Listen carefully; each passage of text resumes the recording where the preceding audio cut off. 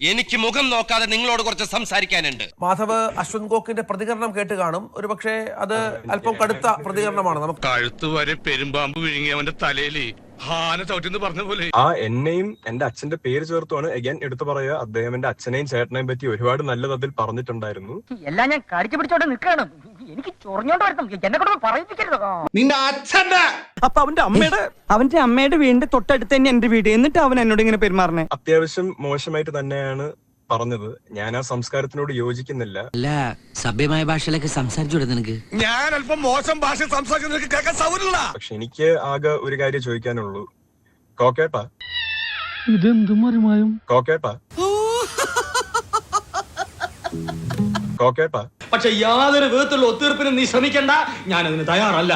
അശ്വന്ത് കോക്കിന്റെ പേര് അദ്ദേഹം നേരിട്ട് വിളിച്ചിട്ടുണ്ട്. അദ്ദേഹം ക്യാഷ് ഡിമാൻഡ് ചെയ്തു എന്നല്ല നമ്മളിവിടെ പറഞ്ഞിട്ടുള്ളത്. നിങ്ങളുടെ മുഖത്ത് നല്ലൊരു കള്ള ലക്ഷണമുണ്ട്.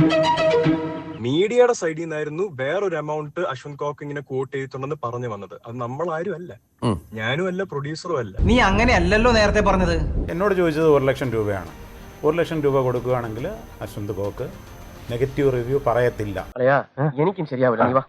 ആവൂല്ലെന്ന് മാത്രമല്ല, പലതും വെളിയിലാവും. 1 ലക്ഷം രൂപ കേരളത്തിലെ എല്ലാ ജനങ്ങൾക്കും കൊടുത്താൽ പോലും ഒരു പണം കാണൂല. അത്രയും തീട്ടപ്പെടാടോ. ഇത് സാറന്മാരുടെ ആദ്യ മലയാള പടമാണോ? അതെ, ചിലപ്പോ അവസാനത്തെ. എന്റെ കയ്യിൽ വേറെയും ബുദ്ധിയുണ്ട്. ആ ബുദ്ധി നിന്റെ കയ്യിൽ തന്നെ വെച്ചോ. ഇനിയും തല്ലുള്ള എനിക്ക് വയ്യ. എടാ മാധവ് സുരേഷേ, നാണം ഉണ്ടെങ്കിൽ നീ നിനക്ക് എവിടുന്നാടാ ഇതല്ല വീട്ടിയത്? ഞാൻ പൈസ വാങ്ങിച്ചത് ഇന്നലെ നടന്നെന്ന് പറഞ്ഞാൽ ആ സമയത്ത് ഒരു മാസ് റോളിലാട്ടം വന്നേ, അതങ്ങ് പോയി. എടാ താടി, കള്ളത്താടി, പരട്ടത്താടി, നിന്നെ ഞാൻ പൊക്കിയിരിക്കും കേട്ടോ. അന്തരാസ് കൂന്തരാസ് അവന്റെ അമ്മേരെ തള്ളേ കലിപ്പ് തീരണില്ലല്ലേ. എടാ കഴിവില്ലെങ്കിൽ പോയി സ്വയം കുനിഞ്ഞിരുന്ന് ഊമ്പ. മാധവ് എന്റെ അടുത്താൻ പറയുന്നത്, മാധവ് സുരേഷിനോട്. ഇനി ഒരു തിരിച്ചു വരവുണ്ടാവില്ല ശശി. തൽക്കാലം ഇത്രയും മതി. വരട്ടെ.